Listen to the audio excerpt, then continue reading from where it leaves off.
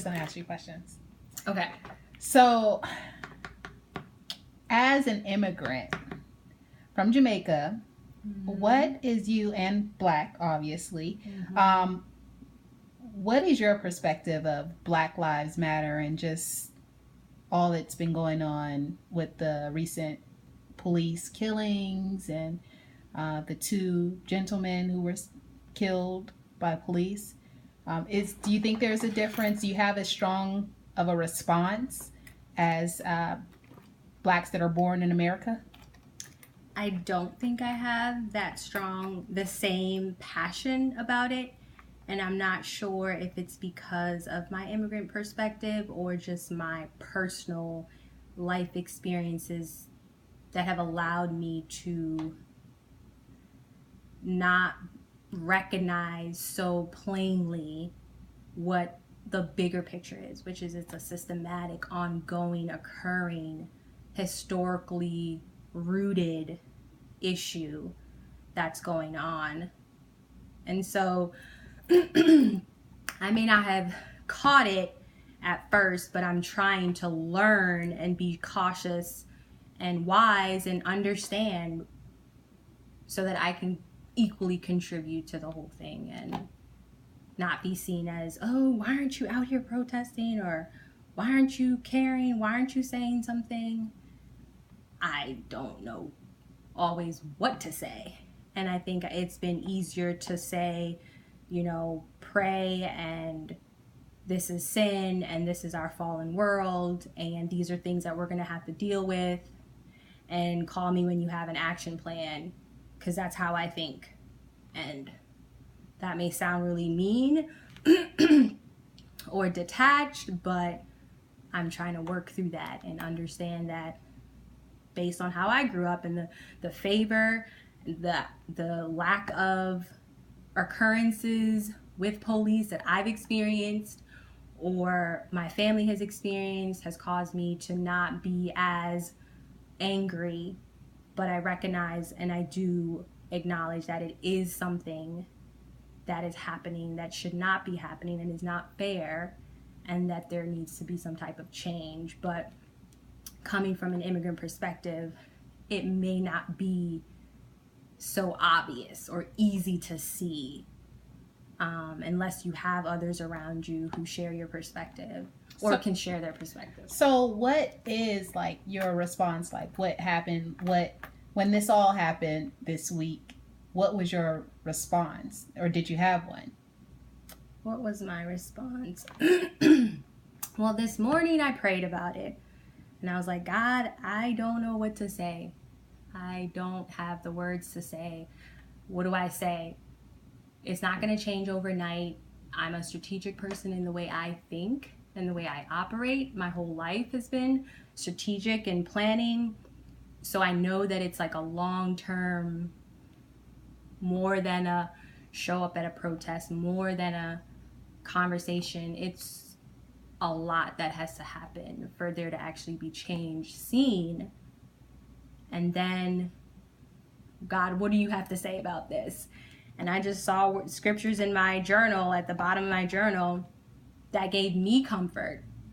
But then I recognized that it goes deeper than just praying and being comforted by the word of God. There has to be some action. So I'm looking and I'm watching and I'm listening to find out what actions I could take part in that feel natural or organic or that I can contribute to. So do you have any experience as an immigrant with this type of thing as far as race relations? I know you're aware of, slavery and all that African Americans have had to go through to get the rights that we have now, and still, facing the racial disparities. Have you gone through anything like that or had any experience with that type of racial hatred? I can't think of anything that comes offhand that's negative. It's more so just standing out as an individual, even among African Americans. Like, oh, where are you from? Because I quietly get on the elevator and I speak and I say, hello, hi. It's like, oh, you're not from around here. Well, I was born in Jamaica. And, oh, okay, that explains it. It's just like, really? It's more so experiences like that that have shaped my life, not because I grew up in predominantly white areas for elementary school, middle school, and then when I was in high school, it was in a more diverse area, and I chose to go to a public school or a private school that was predominantly white. And again, I was just, I don't know how to say it, blessed and highly favored. I didn't have any negative experiences, down to the fact where everyone had an issue, or majority of people had an issue with financial aid. I didn't have an issue with financial aid. Like, I worked my summer jobs and I had money to pay for books the next semester or cover expenses. So it's really hard sometimes to really. So, do you think that this has a personal impact? Does this have a personal impact on you, or do you think it could have a personal impact? Police brutality. I think it's unacceptable and it's inhumane. And I have 7 brothers from Jamaica to New York to Maryland. So, and I love Black men and who they are and what they stand for and the ones in my life. And so I think it's unacceptable that they're looked at the way they are looked at. And unfortunately, I don't know what it's like to walk in their skin, because I'm sure I'm missing the other layer of just what it is to day be a Black man. So it does affect me, because I have 7 brothers. I always ask the Lord why He's given me all brothers and like no sisters. But it does definitely affect me. I definitely want to see it change. And I have a feeling that it's my generation that's going to, I told my brother, come up with the plan. And it might be my children or their children that are going to be implementing the plan. So, how about your brothers? Do you know how they feel about what's going on? Yep, I reached out to them today just to kind of get where their brain was, because I just know that I feel like we've done the best that we possibly could do, and they stayed out of trouble. One of them has had his run-ins with the law enforcement, but he's been so favored that he was always let off, or things went well in court, or he did serve time and he was able to come out and bounce back, etc. One of them is, I guess, he's just like, screw the police, which I need to figure out how to talk to him about that, because I don't like that he's so black and white. Like, you have to kind of understand that they have lives too, and they matter as well. Even if a few of them may do something that is wrong, that you don't like, and we all know is wrong, and we all can see is wrong, they're people too. They have a job, and we have to see their side of the story.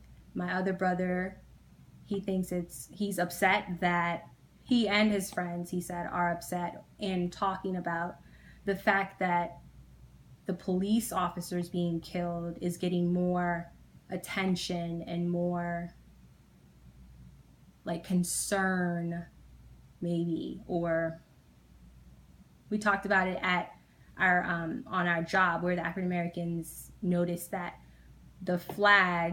we noticed that the flags were down for the police killings, but not for the last 2 days when the 2 men lost their lives.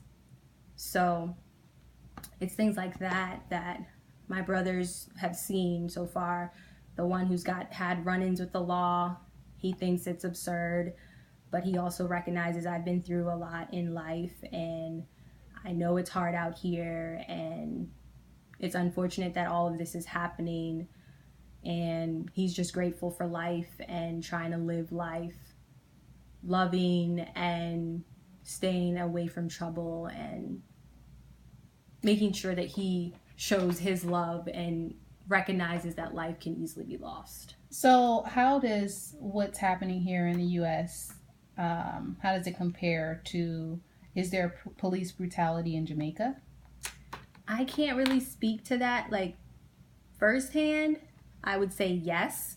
I know that Kingston is a pretty dangerous capital in our country or in the world, and family members say it. Oh, I don't want to pick you up at Kingston Airport, fly into Montego Bay Airport, which is further away from where my parents or my family is from.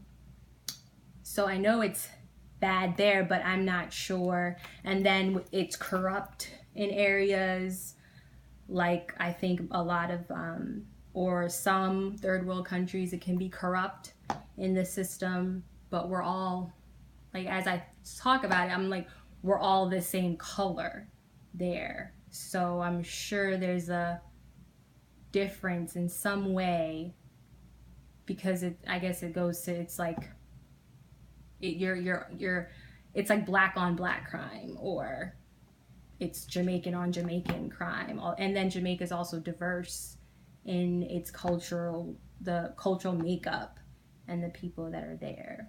So, do you think that even with, I know that, I've done some travel to West Africa, and I came back feeling a lot more appreciative of the things that we have here in America. Um, and I kind of sense that with black immigrants, there might be a feeling that even with what's going on, the police brutality, it's still better than what they've had at home or what it could be. Um, do you, does that resonate with you at all, or? It resonates in the way that you're taught or it's ingrained in you.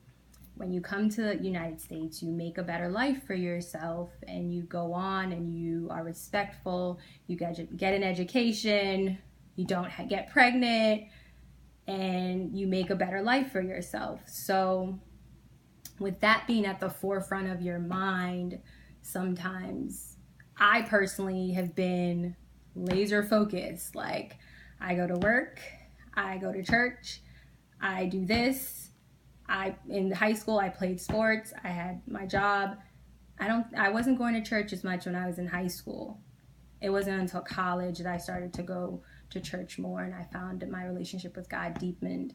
But I've been laser focused, so I felt like sometimes I was a little I wasn't as attached to people maybe as I could have been to feel the pain. It was just like, I'm game focused, like it's not bothering me, it's not hurting my brothers, it's not, we can still go do what we need to do. So there's like a lack of almost empathy. It's not lack of, I hate, it sounds awful to say that, and I don't think it's that. It's just, it's not at the forefront, and it's not like my mom or my granddad. I have to talk to them and see what they have to say, but it's not like, I don't know how to explain it. It's not at the forefront of their mind. It's just like, I don't know. I don't want to sound unempathetic, if that's the word. But it's just different. I don't know how to say it.